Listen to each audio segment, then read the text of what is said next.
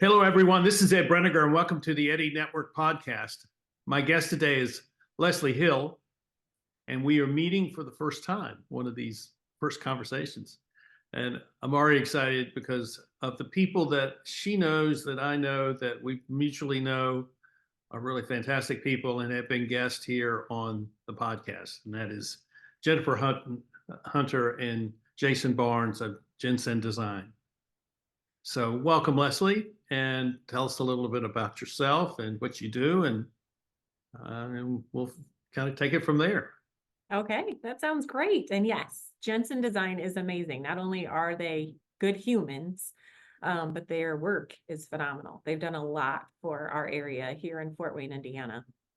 And so I had the pleasure of meeting them through my current role, which is the Director of Entrepreneurial Services at the Northeast Indiana Innovation Center. So about 2015, this center, the Innovation Center here in Fort Wayne, they were looking for a way to attract non-typical clients. So what they were seeing is they were having business owners in the growth stage coming in, and they tended to be all the same male demographic. And they thought, well, how do we reach more people? How do we become a little bit more trusting to those who don't want to walk just right into our building? And so they went after this grant that is a federal grant for the women's business centers. There are 150 across the United States, and they're all powered by the SBA. I started here after owning my own small business for about 5 years. I started here in 2018. And so we've grown the program, and now we went from one sole coach to 6. Wow. And so we serve 16 counties, and we do that by one-on-one coaching, group coaching. We have an accelerator for women in online businesses. We have upskilling workshops, anything from how to do your taxes to your mindset, how do you get out of your own way and actually make yourself sell. And then we do a lot of community connecting. So we use our own personal social capital to say, oh, you want to do this. Well, I also know someone who is doing that, and I would love for you to speak. So that's the role of the center.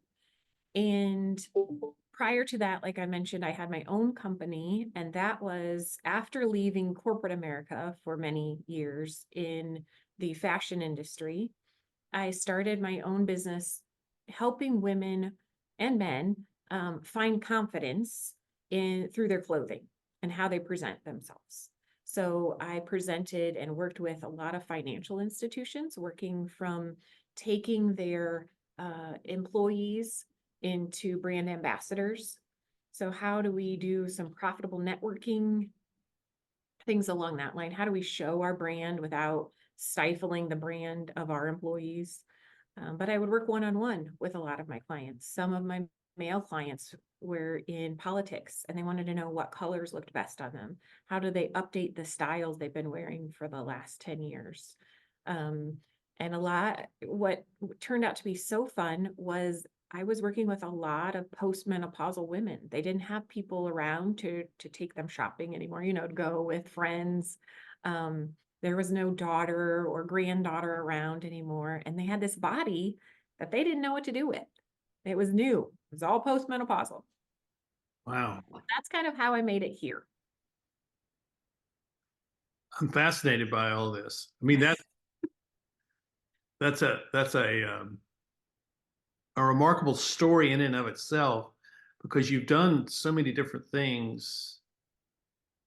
And what is it about you that makes it possible for you to move through all these different kind of iterations of work and life and community? What is it about you? I think honestly, it's the string that connects it all.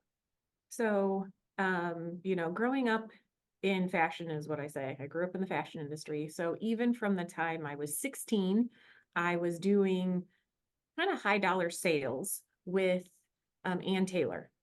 So in the little town that I grew up with, we had this outlet mall, And that was one of our higher end stores. And so we developed a clientele. I knew how to work with people, how to not feel odd when I reconnected with them. I knew that what I knew was of benefit to them. And that's something that is hard to learn when you're in high school, right? So I think that really helped. And then in corporate America, growing up in that scene, I didn't know to be intimidated. Um, Working up in fashion, there were always a lot of women around me. So I didn't have to feel like I didn't have a seat at the table. There were definitely men, and there was a lot to manage that, but I didn't have to feel that way. And I have two sisters. So we, there's only girls in my family. So I didn't have that same hurdle of mindset. And so you want something, you just go do it. You just have to make sure that you actually work at it. Well, that makes you an ideal person to work with women business owners who are still discovering themselves as, I don't know what the right word is, but it feels like um, well, maybe the question is, who am I? I've been writing a piece on my Substack. I haven't finished it, but who am I? Who is this person who's running this business? And it's one thing to run the business and feel comfortable, and I know this work, I know this product line, I know this company, I know how to do all this. But when you're put into a position where you're presenting yourself to the public, that's a whole different thing. It is. And that's exactly where mindset comes in and shuts really good workers, really good ideas. That's where it shuts down. The moment you need to shift into the sales role, the spokesperson role, the even putting yourself on social media role, it shuts people down. Yeah, yeah. It's really a fascinating. I mean, my head is just spinning, so I'm searching for the right question. For example, this shirt that I'm wearing. Mhm. This is a brand. I lived in Jackson Hole, Wyoming for almost 6 years, and there's a manufacturer there called Stio, and they do outdoor wear, and they made these kind of these Western shirts, and I bought, and it's ironically, the shirt is called the Eddie. Well, I'm glad you bought it. I have about 30 of them. And I would, because every year there was a different style, different plaid, different colors, different, and it became what I wore everywhere I went. And now that I'm back on the East Coast, I still wear these, and no one else wears this kind of wear. So to me, it allows me to be distinctive. Absolutely. Yes, that is your brand. Mm-hmm. It's my brand, and yeah, so it's really interesting, but um, but coming to grips with that, being able to say these are my colors. Like my colors are my brand colors are a lighter blue, lighter than this, and orange. It's like the livery colors of the old Gulf 4GTs from the Le Mans races of the 1960s. Robin's egg blue, which is what it should have been, but it didn't turn out that way. And an orange, blue and orange. And you don't know how many times people have said, "Oh, I like those colors. Oh, I like those colors. Oh, I like those colors." And so I'd wear a dark suit, but I'd wear a blue shirt and an orange bow tie. Yes, I love it. And you know, and I'm not really oriented that way, but I knew that I needed to do that. I knew I needed to distinguish myself, and I knew that it was important for people to identify. So, because what I wanted was, I when they would see orange or they'd see blue, They would have a recognition. Something would trigger, oh, that looks like Ed's colors. Yes, yes, wonderful. So if you're a postmenopausal woman, how do you help them gain? I'm suggesting that what you're helping them do is gain a sense of confidence that they can stand on their own instead of feeling like they need to kind of blend into the background because they're no longer, in the vital years of 20s, 30s, 40s. That's right. That's exactly true. And by this time, not only have styles shifted, colors have changed, but now it's where do I even go to shop? There aren't good store retailers anymore. That's And so right. where we used to be able to go and you could walk into, let's say even a Dillard's or an LS Ayers or some of these where someone would help you had no problem. Someone would show you something new. You might try it on. You could see, oh, that's kind of fun. Maybe I'll try that.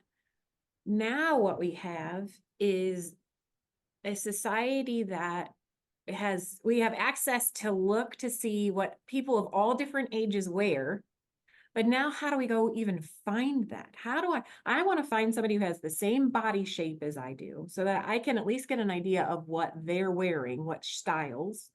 Now I'm going to go into a store and they're either kind of like a TJ Maxx or a Marshalls where it's just thrown together and you have to kind of weed through everything. Order there. Yes.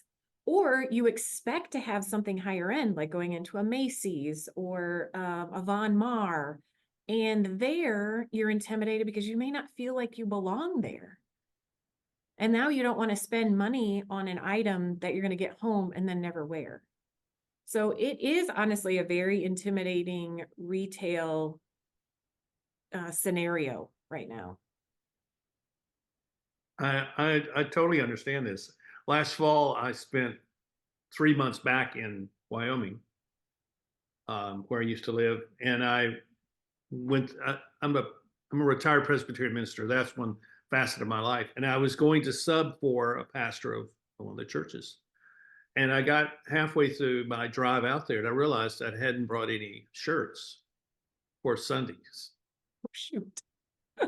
Yeah, and I hadn't bought a dress shirt in probably 10 years because I didn't wear them. I never wear them anymore. Right. Everything is casual. So I went to Nordstrom's in Denver, and it was so strange because the shirts looked so different than what I'd seen before. Mm-hmm. And blue shirt with black buttons, and so I had to reorient my sense of who I was to this, and so I tried on a bunch of different shirts and ended up buying two, and was very pleased with them. Oh, good. Yes. See, and I'm so glad that you could walk out and say I was pleased. That was a Well, positive experience. the salesman person, the guy that was the salesman, he was really good, and he talked me through this. I said, I haven't bought these kinds of shirts in a long time, and the last time I bought these shirts, I was buying them from a mail order house because I bought one, and they have a different approach to where the buttons are and the collars and all, Mm-hmm. Yeah. And I mean, I can think of the style shifting for men's collars in particular. They were wider, and I'm not saying necessarily 70s wide, but they were wider and you wore a wider tie. And now when you go in, the collars are very short. Yeah. And you have a skinny tie, and that doesn't work on all men, but they're doing it. The designers are designing for this younger generation who at that point in time are slimmer. And so when we go in, now we have this little pencil line going down the middle of us, but the rest of us is a normal human adult size. And so the proportions are off often. It's a challenging thing because if you're an entrepreneur and you're trying to run a business, you're not thinking about all these other things, and to the complications of the right apparel it just makes it even more difficult. And Mhm.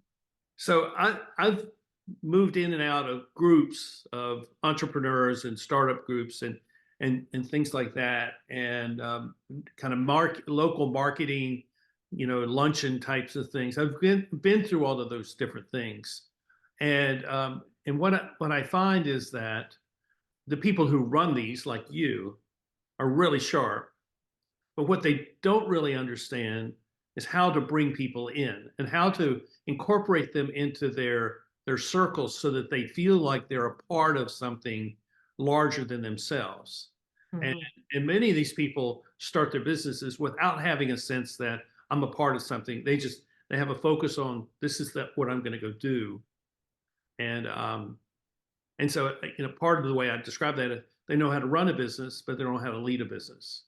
And what you're talking about is really how do I lead my business in the breadth of my community so that I have a chance of having a greater impact than I would have otherwise.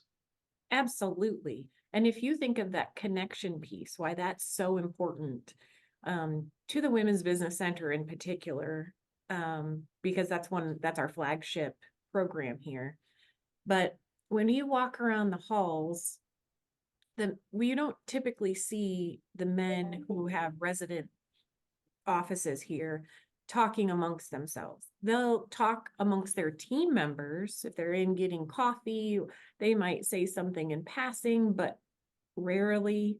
And so with the Women's Business Center, because so many women are virtual or they're just seeing people face to face at these local networking events, we have to make sure that they know how to network and to feel comfortable. How do you follow up with someone? How do you make sure that the first thing out of your mouth isn't a sales pitch and it's a true connection?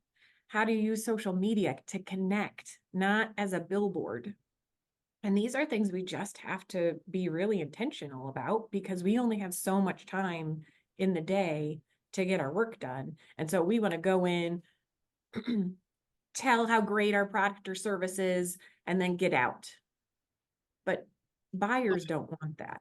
The thing which is curious about that to me is that I think one of the assumptions about women is that they're very good at relationships and they're good at connecting with people.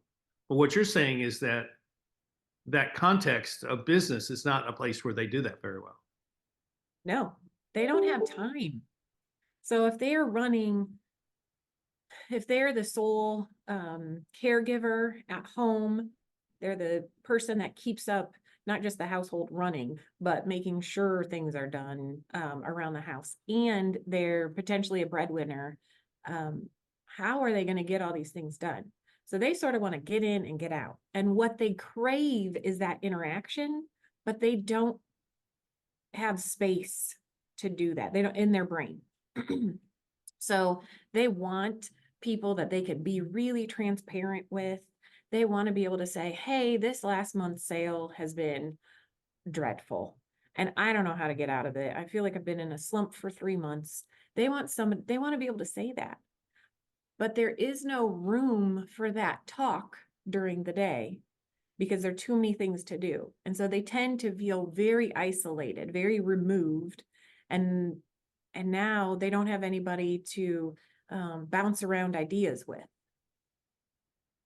So how do we address that? Because I think you've identified that as a situation that women are faced with, women business owners, but I think it's true for men business owners, particularly small business owners.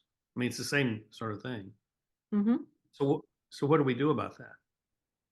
I think what each person has to be really intentional about what they want in life. And I know that probably sounds very life coachy, but, and I don't have that background, but I really truly think if someone feels alone or they feel like they need to be surrounded, they need to be really intentional about creating almost this personal board of directors around themselves. So making sure they have people in their life and that are also kind of connected to their business life. They have someone who's going to be the cheerleader. They have someone who's going to be the person that pushes back on your ideas. They have someone who's kind of that editor concept. Oh, okay, that's an idea. Yeah, but what about this? It doesn't seem like that's going to go with your customer. You need you need about 12 seats filled in that personal board of directors to make sure that you are being filled up, that you're surrounding yourself with people who want to be at that level you want to be at. So I really honestly think we just have to be really intentional. And the people that we have on our personal board of directors, they don't even need to know. You can fire them at any time because they'll never know. But you have to be intentional about making time with these people. I agree with you. I was a part of a group when I lived in Wyoming, where, part of our discussion was building a board of advisors, which is what you're talking about. Yeah. Mm-hmm. That's a lot more difficult than you would think, because you have to be able to trust these people. And you may not have a relationship with people that you actually trust because you've never been in a position where you needed to trust them. Absolutely. When I first started here in 2018, from 2018 through 2020, I had my own podcast and vlog series, and it was called Getting Vulnerable and Going Strong. And what I wanted was female business owners in particular, Mm-hmm. that were local, to get on and share the hard stuff, to get vulnerable and transparent and say, this is how I came out of it. And I knew a lot of people because, if anything, I was a fantastic networker. And so I had this whole group of successful women, but they wouldn't be transparent. So I might know a backstory of potentially, let's say, a woman retailer who had to take a loan of, I don't know, $30,000, $50,000 from her husband in order to grow the business. And she just wasn't seeing that money coming back in to repay him. And so we could have these conversations, but I couldn't get them to come onto the show and just talk openly. Mm-hmm. Yes. Yeah. Well, doing a podcast, I can totally understand that. And it's not that it's that they don't want to be embarrassed, because this is what I see, is that people when they enter into something new, like starting a business, they don't know anything. And they think they know something, but they really don't. And what they don't know is how other people think about people who are in that role. They may have been that person looking at someone else in that role, and they have their own thoughts about that, but they really don't know what other people are thinking. And that's so difficult. I mean, it's one of the hardest things to overcome, because there is no sure, safe way to establish that kind of rapport with people so that you actually hear honest. I think that people are so scared of judgment because we all judge so quickly. It's a survival mechanism. And because we judge, we're afraid of other people's judgment. So say I am one of those people. I don't know if anybody who will be watching this knows a lot about the Brene Brown Dare to Lead information. But Brene says you have armor, just emotional armor. My personal armor is to be as transparent as possible. If I tell you all the things and I'm self-deprecating, you can't use that against me because I've already brought it up. So to me, I literally don't understand why someone wouldn't say, this is what happened in my business. But when that's not your armor, they're arming themselves in a way that is just helping them survive. So Yeah. if you're worried that someone may not come shop with you because you've just said that you have a loan of 30,000 you need to pay your husband back, or my husband won't let me take out a loan, so I have to say this small because he doesn't want to put a lien on the house, which essentially means he doesn't believe that I'm going to be able to make it. They don't want to share those things openly because they're afraid people won't buy from them. So they have this sense of isolation or alienation, and at the same time having this passion for this business that they are running. And it's so complicated. It's incredibly complicated because um, I've seen it where the husband is humoring the wife in her doing her business, and he doesn't really believe that she, and he doesn't want to deal with him saying no, but he also doesn't want to do anything to really make it possible for her to succeed. I've seen that sort of scenario playing out, and so there's a strain on the marriage, Absolutely. and I've seen it flipped where the husband wants to is starting a business, and the wife doesn't really believe that he's going to make it, and so she doesn't support him, doesn't believe in him. Mm-hmm. But it really comes down to how do we believe in one another? How do I look at you and say, I believe that you can do whatever you set your mind to? If you know, and you'd be transparent saying, well, I don't know how to do this. And say, okay, so do you want to learn how to do that? I would ask that in return. Do you want to? And you'd say, yeah, I want to. Okay, let's find a way to do that. That kind of exchange is what people need. And I, where I live now in Winston-Salem, I've only lived here a couple of weeks now, not even a week. That's a week and a half. So where I lived over in Wilkes County, which is a couple of counties over, they have a small business group that meets, and innovation group, entrepreneur group. And we met the last day of January, and which was 2 weeks ago, and it was fabulous. It was fabulous because one of the persons who is organizing this thing, he set up the meeting where we were sharing our goals for the year. This group, there's a small business group, small business center like what you run at the local community college, and it's they're doing amazing work. The problem is that people think they're the only ones who do this work. That's part of it. Yes. So they're trying to create this community around all these people who are starting businesses, and not just giving them information about how to do their business. This is really about who we are as the collective. And so Doran, who runs the co-working center there, co-working space, he's kind of leading this meeting on this evening, and he says, so I want us to be accountable to one another for the goals we are setting for this year. So I'd like everyone to say, what are your goals for the year?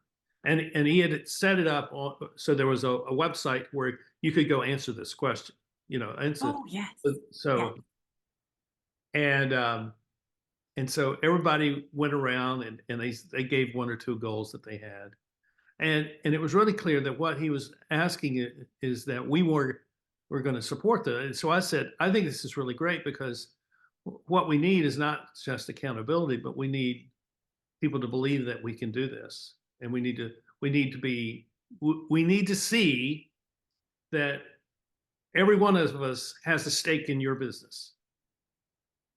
And we need to figure out what that actually means. And I said, so my goal is to find a reason to be back over working with this group every month for the next year. So I'll go back over to Wilkes County and work, when they have their meetings, I'll go and find something I can do to support what they're doing. Yes.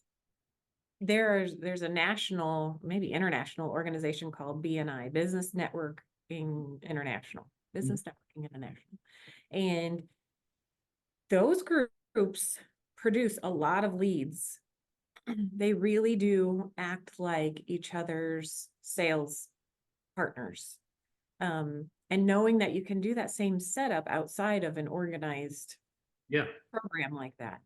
And you're right. If we don't have people believe in us, when we don't believe in us, we won't be able to, climb out of that because we'll be so deep in it. And it happens sometimes 3 times in a day. And then we come back and we're like, no, this is great. We've got this. And then we slink back down again.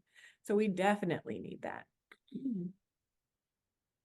So you've been in the business world for quite a while, so you have a sense of how things are changing. And so where do you see, in particular, the businesses at the local level, small, medium-sized businesses in local communities, not really looking at the corporate, global corporations, but really what the people that you are working with, where do you see the opportunities for them over the next 10 years? Is there a way of identifying that? And do you mean by industry or by By individual business, but kind of the small business, the person who has, I don't know, whatever they're doing, they got a lawn care business, or they're cleaning Airbnb houses, or they're things like that. I think where every single small business owner struggles is mindset. And it typically comes around sales. So corporations can hire a salesperson and they can get teams and rally around them and give them enough training. But a small business owner has so many things to do. There aren't departments, right? You're your only person, or you might have 20 employees, but Yeah. there aren't clearly defined roles. Everyone's in it to win it. And because of that, we have to prioritize prospecting and doing the networking and getting out there. But where our comfort level lives is what we're good at. So if I'm really good at baking and I started a company and maybe I even have $300,000 in sales, I don't put time towards growing it or getting out from behind there because I love baking. I want to stay here. I'm going to push off difficult conversations with my employees because that's hard. And I don't really see myself as an employer. I see myself as just hiring somebody else to help me get done what I love to do. So we as small business owners have to figure out how to get out of this technician mindset to fall in love with business ownership. And when you're in love with business ownership, means you're going to figure out how to get out of your own way and go do the sales role to bring in more business. But I truly think that step is what knocks us down. Because as long as we can get the sales in and get our name out there, we can hire somebody typically to then come in and put the processes in place and make sure we have manuals and get us up and running. But we really need to get out of our own way and stop saying, I'm a business owner, if you're really a baker, if you're really a widget maker, if you're really a consultant and you love working one-on-one with clients, you have to fall in love with business. Yeah. Or you become one. Well, it's the old line of, what are you? Are you working on your business or working in your business? Mm-hmm. You need to work on your business. Well, I've been a solopreneur for almost, it'll be 30 years next year. Good job. That's amazing. Well, I've survived. I would all these things that you're talking about is what I deal with on a daily basis. I mean, I'll give you an example. So here we have a podcast, and I do all the work on it. I do the recording, I do the editing, I upload it to YouTube, I do the all the graphic for the thing. I do a version of it for Substack, and then that Substack version goes to LinkedIn and to Facebook. And people say, well, where can we find it? I said, well, you can find it at YouTube and on Substack and on LinkedIn and Facebook. So, well, you're not on the other? I said, no, I don't have time to do that. Right. And I said, someday I'll hire someone, but I need to generate some income, enough income to be able to do that. So that's the kind of the nexus of development that I live in. And in many respects, I caught something by starting this thing that was far bigger than I thought it would be. And so that's what happens. You start something because you love it, but you don't realize that it's also going to expand to be something that other people love for different reasons than what you have thought it to be. Oh, so true. Yes. And you Yes. have to be aware of what they're saying to you. I mean, this is what people like Jennifer and Jason, and I don't know if you know John Morley. Do you know John Morley? I've heard his name. John Morley, John Granholm, who's another, who is all in this circle. There's a circle there now that I'm hoping to be included in, who are all talking about this sort of thing, which is how we interact with one another or support one another, and all these things that you have already mentioned. And they have said, you have something here which is worth developing, and you have something that's probably more than what you think it is. I said, yeah, well, tell me what you think it is, and they've been really kind and really supportive of that. So it's I'm caught in the situation that you're describing, and all your clients are trapped in that same thing, and I think, and what I would suggest to them is celebrate the trap. Absolutely. Don't ignore it. Don't Right. see what you actually created. Because the trap is a signal that you have created something of real value. Yes. Yes. And so if you're thinking about editing and making the Canva image to then post it on the things, how do we move you and people like you from these $10 an hour tasks up to $1,000 an hour task? So it may not be that it's actually bringing in the dollars, but it will. Yeah. If we allow someone to do those lesser paid tasks. That's exactly right. And that's where I am, trying to develop this thing. And Entrepreneurs get stuck in here very easily because we're doers. So we're going to feel really good about ourselves if we do the things. There's also a lot of rhetoric out there that we listen to from big business owners that get into our head, and it's not at the right time for us. So we hear all the time, you should do any job the janitor does. That is true, but so detrimental to growing a small business. If you think you can do everything and will do everything, you will never grow to be the CEO. If we think business is not about money, because all the rhetoric out there right now says it's all about your why, about finding your passion. Most people honestly start small businesses because of their passion. They don't start because they want to be millionaires. So we have to flip some of these big business terms to actually fit a small business mindset. Well, I tell people when they ask me, well, what about starting a business, or what about the transition I'm going to go through? I'm going to change my careers. And so what do I need to know? I said, the first thing you need to do is make sure you take care of your money. Because if you run out of money, you run out of everything. You can't do that to yourself. You can't do it to your family. And so you have to be willing to not do something in order to preserve your financial assets so that you can come back to it at another day when you do have a way of making that happen. Yes, I have so many small businesses that say, well, I'm still doing my own books. And I'll say, okay, how often do you look at them?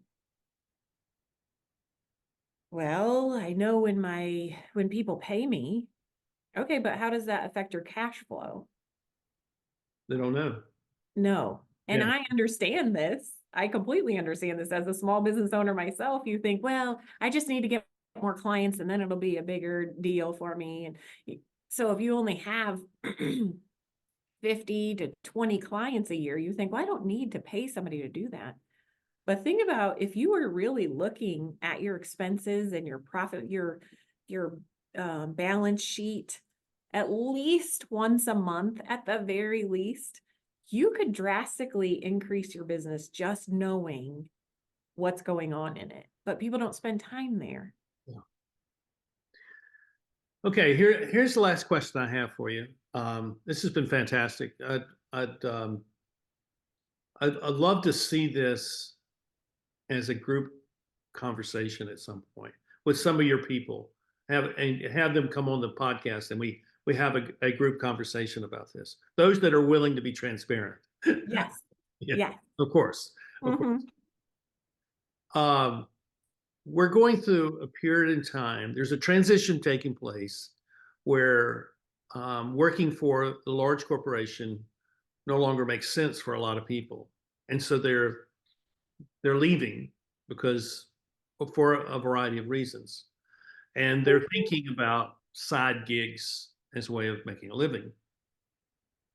So if if you want your side gig to become your only gig, what is it that people need to know? What is it if people are leaving what the security of a corporate job and entering into a small business environment? What is it that you need for them to know before they ever decide to do that? What's the big knowledge that they need to have?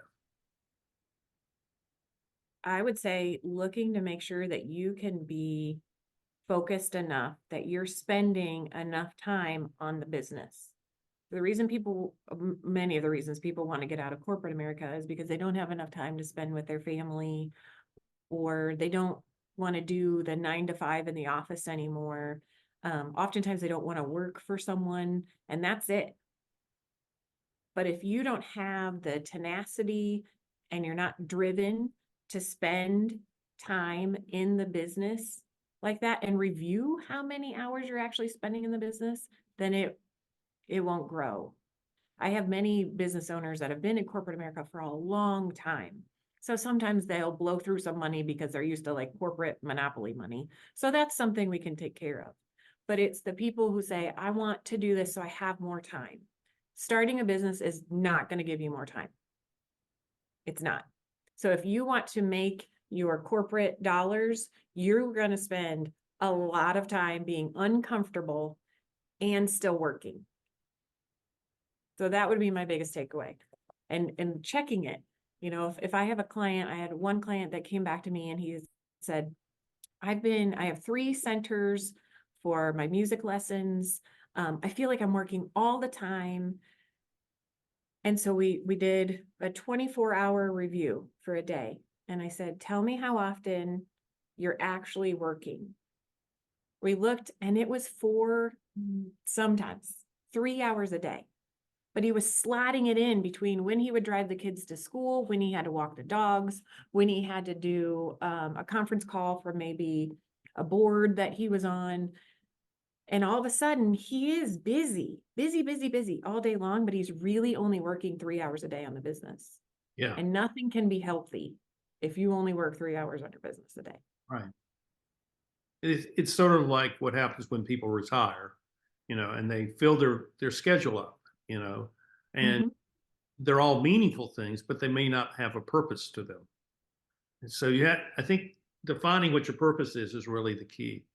Um, in my book, Circle of Impact, the first chapter I write about a man named William who has spent 25 years in a corporate job, finds himself out of that, and he's trying to figure out who he is because he actually doesn't know because the corporation's values were his values. He was a Yeah. good fit for the corporation, but who's he a good fit for now? I Mhm. think I think it's I think people um, have to know what their values are, have to be able to establish what their purpose is, and even more so say, this is the outcome I want. This is the impact I want to have. Because if they can't, and just making money is not the outcome. That's a means to extending the outcome or extending the impact or sustaining it over time. So what if you're going to run a dress shop in an outlet mall, what does that look like beyond making money, finding money for the? Is it well? It's servicing. I mean, I have a story in the book about a guy. He's a wholesaler, and he's wholesaling sportswear, and the sportswear thing goes, yep, it takes a drop, and he has to find a new line. And what he finds is that there are these dress manufacturers that will only make a certain number of an item, and then they move to the next season. And he starts buying up all these, and he sells them, and so he creates this expectation. Well, if you don't get it now, you're not going to get it. There'll never be this dress again. That sort of thing. I know a woman who runs a shop like that, and so it's kind of figuring out what your purpose is and figuring out, well, what kind of difference can I make for my customers and in my community? And Yeah, but I still think a lot of people will give things away for free. So I really do think people start businesses because of purpose. They want to have more purpose than they're having in corporate America. And so then they don't make money and then they can't sustain themselves. And so then they have to either they go back to corporate America or they have to find a job in some way because it's not about money. So I definitely I think do agree with you. Yeah, because that's why. Well, if you don't have money, you don't have food, and you don't have a roof over your head. You don't have a car to drive. I mean, right. Money equals options. You can provide support to employees, to other business vendors, to more things if you make it a point to track your money and make money each month. I'm your choir.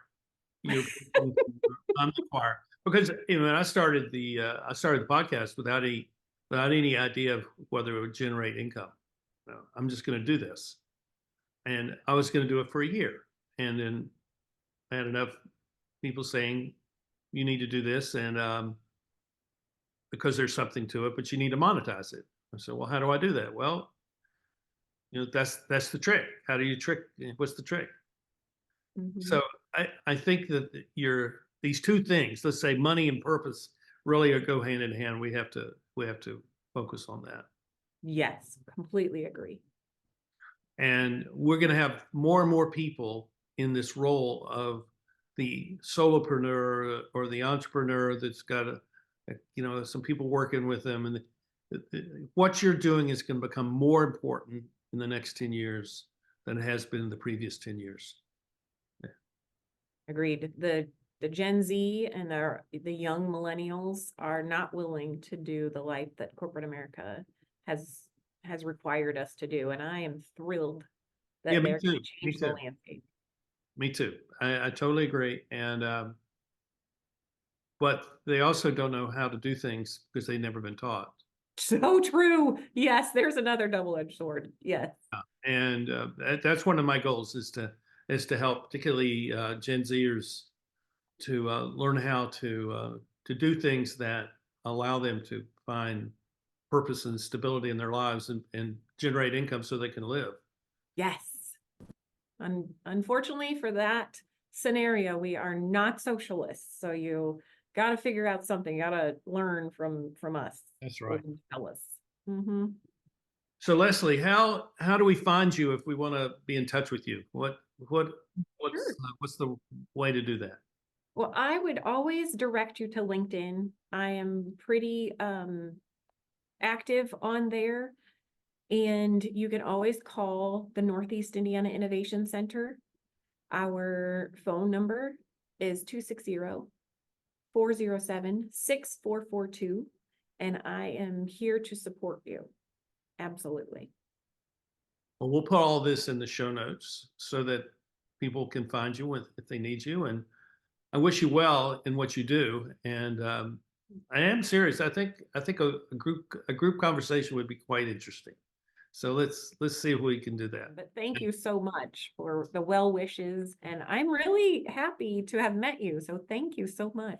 Well, I'm happy to meet you. Your reputation preceded you, and I was told I'll enjoy having this conversation with you, and I certainly have.